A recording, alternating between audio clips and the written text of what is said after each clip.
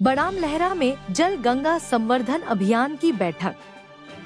बड़ाम लहरा के मंगल भवन में जल गंगा संवर्धन अभियान को लेकर एसडीएम जे.एस. पटेल की अध्यक्षता में बैठक आयोजित की गई। इस बैठक में जनप्रतिनिधियों, अधिकारियों और कर्मचारियों ने भाग लिया।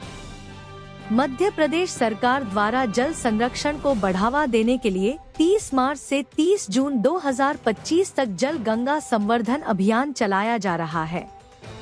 इस अभियान के तहत राज्य के प्राचीन और ऐतिहासिक जल स्रोतों को पुनर्जीवित करने के प्रयास किए जाएंगे। सरकार जल स्रोतों की डिजिटल मैपिंग कर रही है ताकि जल संरचनाओं का प्रभावी प्रबंधन किया जा सके। इस बैठक में जनपद अध्यक्ष राघव राजा, प्रभारी जनपद सीईओ आयुष जैन, भाजपा नेता सुनील मिश्रा, नायब तहसीलदार Vishambhar Singh, CMO Umashankar Mishra, BRC Pramod Rajput, SDO नल विभाग प्रभाकर सहित जनपद सदस्य, सरपंच, पंच, वार्ड पार्षद और अन्य अधिकारी मौजूद रहे।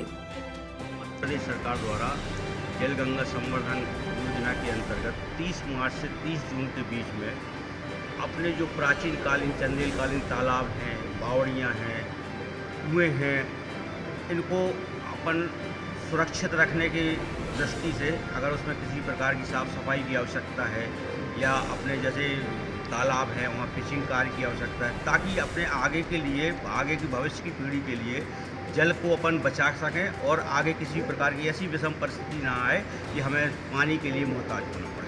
इस उद्देश्य को पूर्ति के लिए मध्य प्रदेश सरकार द्वारा जो योजना बनाई गई है, इसको जनप्रतिनिधियों के बीच में साझा करने के लिए, इसका प्रचार प्रसार करने के लिए और शासन की नीति के तहत इसको क्रियान्वयन करने के लिए इस बैठक का आयोजन किया। आपने मतलब ये योजना भी आरंभ हो रही है या इसमें कुछ कार्य भी किए गए? नहीं, इसमें क्या है, पिछले वर्ष भी ये योजना ये गर्मी के समय पे हुई थी, परंतु चूंकि आप सभी विदित हैं कि लोकसभा चुनाव थे तो उस टाइम पे ये थोड़ा सा विलम्ब से स्टार्ट हो पाई थी और कार्य पिछले वर्ष भी हुआ था। इस वर्ष सही समय पे 30 मार्च से इस योजना को लागू किया जा रहा है और ये जनभागीदारी से होना है। जनभागीदारी से होने का एक उद्देश्य ये भी रहता है, कोई भी ये ना कह सके कि इसमें हमारा पूरा श्रेय है।